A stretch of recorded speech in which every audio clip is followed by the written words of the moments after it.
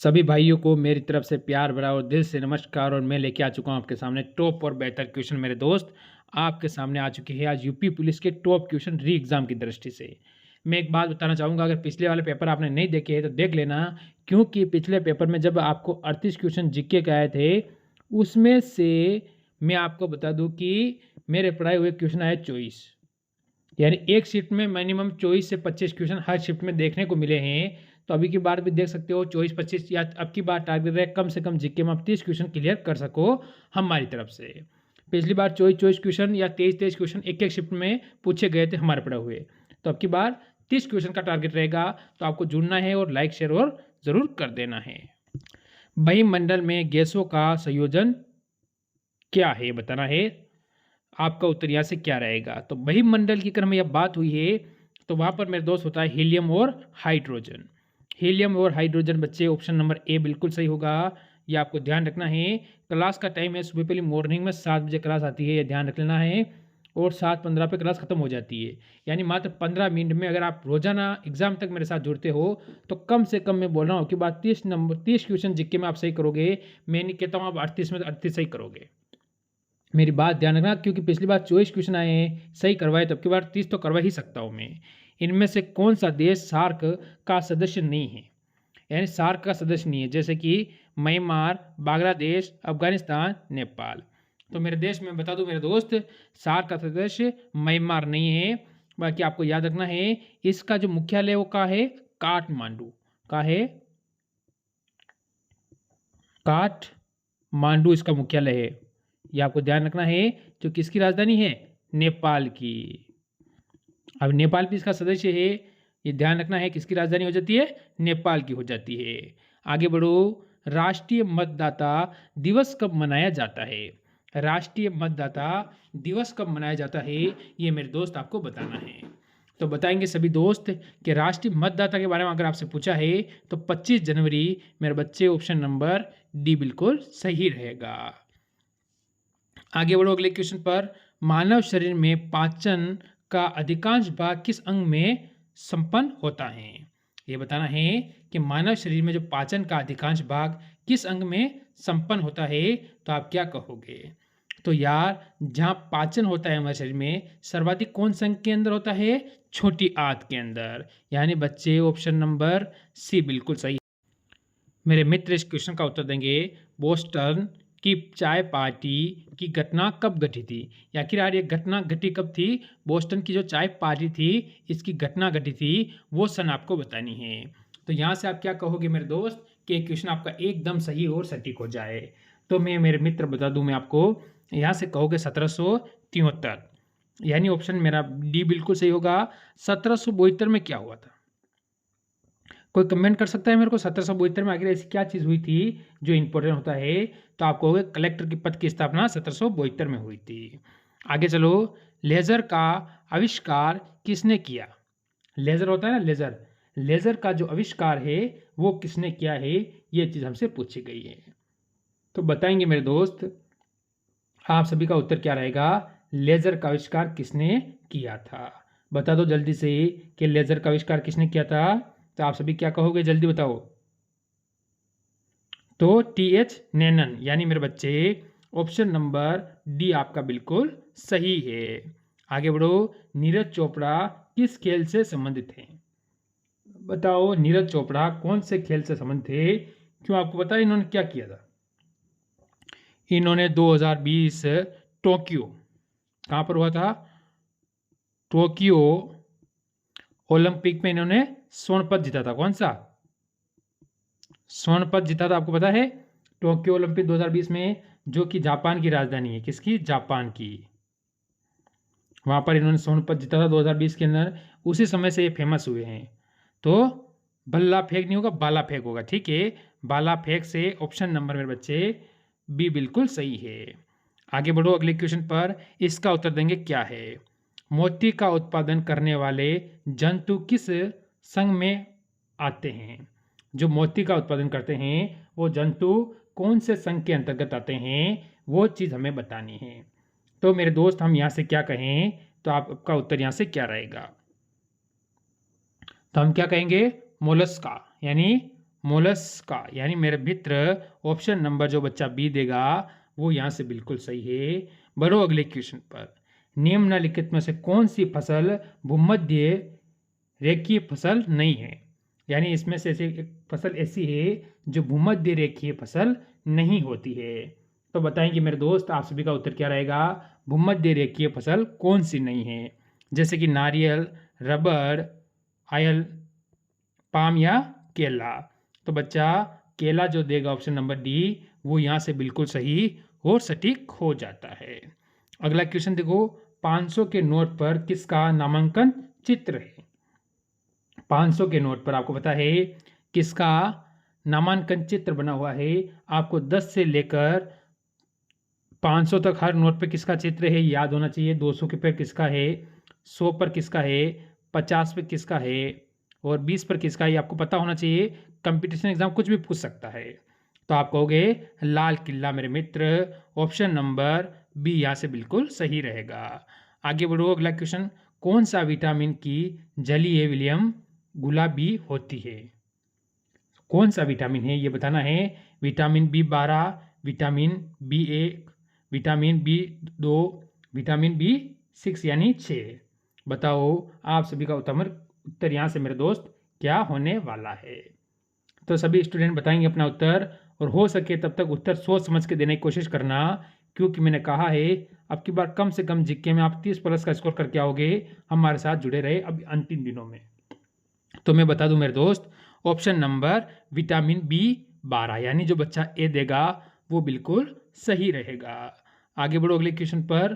क्या कहता है देखो, बंगाल में दोहरे शासन की पद्धति को किसने मान्यता दी थी? यानी बंगाल के अंदर जो दोहरा शासक जो पद्धति लागू हुई थी उसको मान्यता किसने दी थी, ये चीज़ हमसे पूछ रहा है।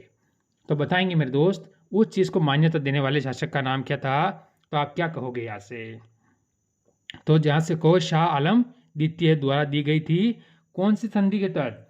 तो 1765। यानी मेरे बच्चे ऑप्शन नंबर आप यहाँ से जो डी देगा वो बिल्कुल सही और सटीक रहेगा। तो यहाँ से बक्सर का युद्ध कब हुआ था? 1764 बिल्कुल सही है, ये आपको याद रखना है। अगला क्वेश्चन देखो, अश्वघोष किस शासक का समकालीन था? अश्वघोष था वो कौन से शासक का समकालीन था, यानी उस शासक के समय पर था। समकालीन का मतलब होता है कि उसी शासक के समय पर कोई शासक होना, तो उसे क्या कहते हैं? हम लोग कहते हैं उसे वो समकालीन था। तो आप कहोगे कनिष्क। मेरे दोस्त कनिष्क का मतलब होगा ऑप्शन नंबर बी, जो बच्चा देगा वो बिल्कुल सही है।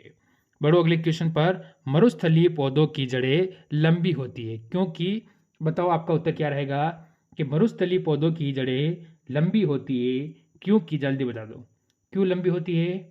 आपका उत्तर क्या रहेगा? तो हम कहेंगे जड़ों को क्या चीज़ चाहिए? जो जड़ खड़ी है उसको पानी चाहिए। तो मरुस्थल में आपको बताए अंदर अंदर तक पानी नहीं होता है, तो किसके लिए लंबी होगी? तो हम कहेंगे जड़ें पानी की तलाश में लंबी हो जाती है। किसकी तलाश में? पानी की तलाश में लंबी होती है, ऑप्शन नंबर बी। यानी संघर्ष उनको करना पड़ता है पेड़ को खड़ा रहने के लिए।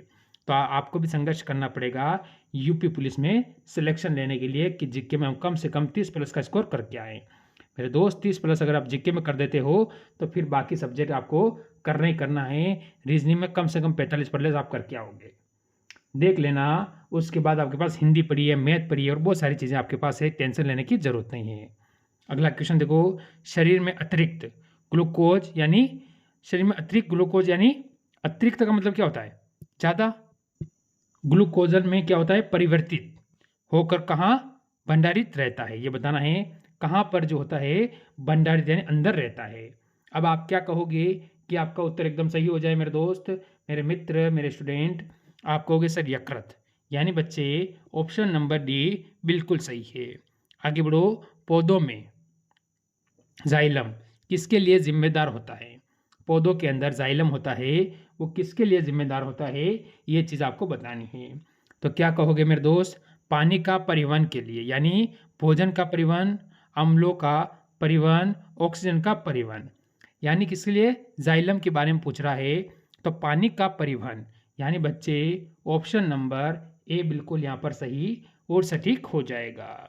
अगला क्वेश्चन देखो और इसका उत्तर बताओ। दुनिया का पुलिसमैन किसको कहा जाता है? ये क्वेश्चन आपसे कह रहा है दुनिया का पुलिसमैन किसे कहा जाता है। तो मेरे दोस्त आप क्या कहोगे कि आपका उत्तर एकदम सही हो जाए। बताओ जल्दी से।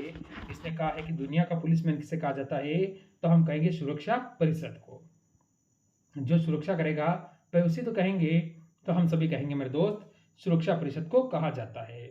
अगला क्वेश्चन देखो क्या कहता है, व्यक्तिगत सत्याग्रह के प्रथम सत्याग्रही किसे चुना गया था। ये बताना है व्यक्तिगत सत्याग्रह। कौन सा सत्याग्रह? व्यक्तिगत। ये आपको ध्यान रखना है। प्रथम सत्याग्रही किसे चुना गया था, प्रथम इंसान को किसे चुना गया था, उनका नाम आपको बताना है। यहाँ से विनोबा भावे, डॉक्टर राजेंद्र प्रसाद, सरदार पटेल, पंडित जवाहरलाल नेहरू। यहाँ पर आपको पता है ये तीनों ही नाम इंपॉर्टेंट है, तीनों ही नाम एग्जाम की दृष्टि से मोस्ट इंपॉर्टेंट है। हमारा उत्तर होगा विनोबा भावे। क्या हो जाएगा? विनोबा भावे हो जाएगा। डॉक्टर राजेंद्र प्रसाद क्या थे? भारत के प्रथम राष्ट्रपति। क्या थे?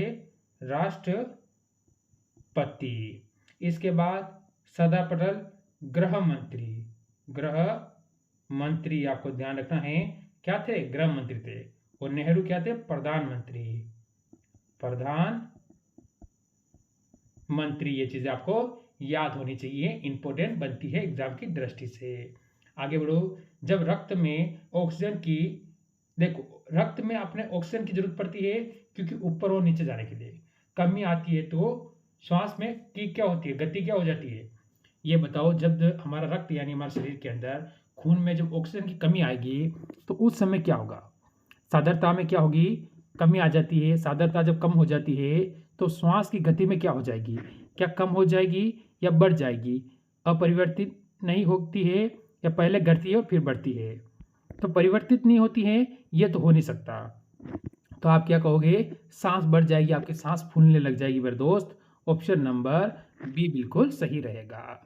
आगे बढ़ो। बादलों की दिशा एवं गति को मापने वाला यंत्र कौन सा है? बादलों की दिशा और गति को मापने वाला यंत्र आपसे पूछा गया है। तो मेरे दोस्त आप क्या कहोगे कि किस चीज से हम बादलों की गति और मापी जाती है दिशा? तो आपका उत्तर क्या रहेगा? तो नेफोस्कोप, यानी मेरे बच्चे ऑप्शन नंबर जो बी देगा वो बिल्कुल सही हो जाएगा। आगे चलो अगले क्वेश्चन पर। अगला क्वेश्चन हमें कहता है पंचायती राज व्यवस्था की संरचना किस स्तर पर आधारित है? जो पंचायती राज होता है उसकी जो संरचना होती है वो किस आधार पर होती है? तो हम क्या कहेंगे, जैसे कि हम कह सकते हैं यहाँ से गांव, जिला और राज्य, गांव, तहसील और जिला, गांव, प्रखंड और जिला। बिल्कुल गांव, प्रखंड और जिला मेरे बच्चे ऑप्शन नंबर सी बिल्कुल यहाँ पर सही रहेगा। अगला क्वेश्चन देखो, ये आपके सामने, बताओ इसका उत्तर जल्दी से क्या होगा। एनवायरमेंट एक्ट कब पारित हुआ? तो ये एक्ट पारित कब हुआ? पारित का मतलब होता है लागू होना, यानी मेरे दोस्त कब लागू हुआ, कब पारित हुआ? तो बताएंगे सारे स्टूडेंट। यहाँ से आपका उत्तर क्या रहेगा? तो यहाँ से आप कह सकते हो कि सर यहाँ से उत्तर होगा 1986। 1986 मेरे बच्चे ऑप्शन नंबर बी बिल्कुल सही रहेगा। अगला क्वेश्चन आपके सामने, ईबल्ट विधेयक का विवाद किस वायसराय से संबंधित था? यानी कौन से वायसराय से संबंधित था ये आपको बताना है। तो आप क्या कहोगे? आप कहोगे सर लॉर्ड रिपन। रिपन का मतलब मेरे बच्चे ऑप्शन नंबर डी यहाँ से जो बच्चा देगा वो बिल्कुल सही है। आगे बढ़ो। भारत का प्रथम कृषि विश्वविद्यालय कहाँ है? प्रथम भारत का सबसे पहले कृषि विद्यालय था जो प्रथम स्थापित किया गया था वो कहाँ पर किया गया था? तो आप कहोगे पंतनगर। पंतनगर यानी मेरे दोस्त पंतनगर का मतलब होगा ऑप्शन नंबर डी बिल्कुल सही है। चलो आज का लास्ट और अंतिम क्वेश्चन का उत्तर देंगे। सचिन तेंदुलकर ने अपना 100वां शतक किसके खिलाफ बनाया था? यानी सचिन तेंदुलकर ने जो अपना 100वां शतक बनाया था वो कौन से देश के खिलाफ बनाया था? बताओ जल्दी से। आप सभी का उत्तर क्या रहेगा? आप सभी कहोगे सर बांग्लादेश के साथ, जिसकी भारत के साथ सीमा होती है 4096 किलोमीटर लंबी सीमा हो जाती है बांग्लादेश के साथ। तो ये थे आज के टॉप क्वेश्चन मेरे मित्र। अच्छा लगा हो तो लाइक शेयर करना, मिलते हैं कल इसी समय एक और क्लास के साथ। आज की इस क्लास से लेंगे अलविदा। सभी को जय हिंद, जय